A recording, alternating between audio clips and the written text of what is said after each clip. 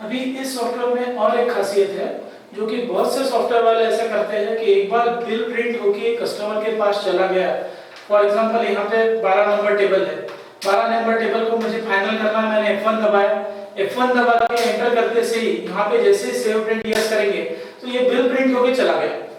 अब ये bill print होके चला जाने के बाद अब अगर उस बिल को अगर हमको देखना है तो यहाँ पे F3 बिल करेक्शन ऑप्शन दिया हुआ है। अरे अब चलते बिलिंग में से यहीं पे आप F3 का बटन जैसे ही प्रेस करोगे, कीबोर्ड पे जैसे ही F3 बटन प्रेस करेंगे वो टेबल आपको फिर से यहाँ पे बिल दिख रहा है। ऐसे इस तरीके से दिन भर के जितने भी बिल है आप अप डाउन एरो की प्रेस करके यहाँ पे दिया हुआ है प्रीवियस नेक्स्ट, अगर आपको आगे पीछे जाना है तो अप या डाउन एरो की प्रेस करके इस तरीके से आप 20 नंबर 19 नंबर ऐसे कोई भी टेबल के दिन भर के कोई भी टेबल पे आप जा सकते हो और कोई भी बिल में करेक्शन भी करना अपने सॉफ्टवेयर में संभव है। फॉर एग्जांपल मुझे ये पर्टिकुलर टेबल जो अभी फाइनल हुआ, हमेशा ऐसा होता है हमारे हर 10 बिल में से एक बिल ऐसा होता है कि कस्टमर बोलता है अरे ये रोटी ज्यादा लगी या इसमें आपका कोल्ड ड्रिंक डालना रह गया या पापड़ डालना रह गया।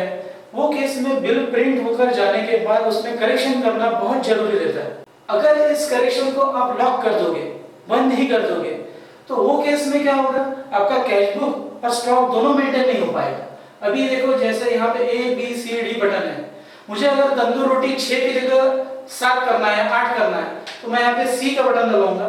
C का बटन प्रेस करते से तंदूर बटर रोटी पे आ गए। यहाँ पे मुझे 6 की जगह 10 करना है, मैंने 10 पे एंटर किया, रेड पे एंटर किया। अब देखो ये टोटल फाइनल चेंज हो गई और यहाँ भी टोटल फाइनल चेंज हो गई। इस तरीके से एक बार बिल फाइनल होकर प्रिंट होकर जाने के बाद अगर मैं यहाँ पे F3 का बटन दबाता हूँ और वो टेबल में वो बिल में अगर मुझे चेंज करना है तो अपने सॉफ्टवेयर में संभव है। अब आप बोलेंगे कि ये सॉफ्टवेयर से तो फिर कोई भी करेक्शन करेगा और ऑपरेटर अपने जेब में पैसे डाल देगा, तो वो भी इस सॉफ्टवेयर में संभव नहीं। हर तरह का चेक इसमें दिया गया है। अब कैसे वो देखिए, अब जैसा तंदूर रोटी बटर 6 की 10 की, उसी तरीके से C दबा के तंदूर बटर रोटी को मुझे 10 की जगह 2 करना है तो मैं 2 पे एंटर करूंगा, फाइनल करूंगा तो ये रेट चेंज हो गया, आइटम चेंज हो गया। लेकिन ये सब करते वक्त कितने बजे टेबल शुरू हुआ कितने बजे खत्म हुआ ये भी पता चलता है। मींस जैसे ही अगर फॉर एग्जांपल मैं यहाँ पे 35 नंबर टेबल डालता हूँ और जैसे ही एंटर करूंगा तो कंप्यूटर नोट डाउन करता है कि ये 35 नंबर टेबल ऑन हो गया है और जब 35 नंबर टेबल हम ऑन करेंगे तो टाइम बताता है कि ये 35 नंबर टेबल कितने बजे शुरू हुआ। अब देखिए यहाँ पे हमने जो पर्टिकुलर टेबल में तंदूर बटर रोटी को 10 का 2 किया और अमाउंट 200 रुपए के से 20 रुपए हो गई, तो ये पर्टिकुलर टेबल का रिकॉर्ड हमें पता चलता है कि ये टेबल कितने बजे शुरू हुआ कितने बजे खत्म हुआ, मतलब कितने बजे प्रिंट आउट होकर बिल कस्टमर के पास गया। और उसी के साथ साथ मैं यहाँ से बाहर आता हूँ और यहाँ पे एंट्री ये ऑप्शन के नीचे रजिस्टर है। रजिस्टर में जाने के बाद यहाँ पे करेक्शन करके ऑप्शन है। करेक्शन में हम जाएंगे, करेक्शन में वो पूछता है पहले प्रिंट यस और नो, तो मैं इसको नो बोल लेता हूँ।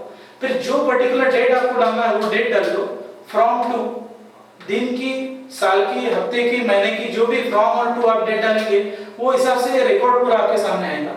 अब देखो ये करेक्शन रजिस्टर है, इसमें टाइम है, डेट है, बिल नंबर है, टाइप है, old amount and corrected amount भी है।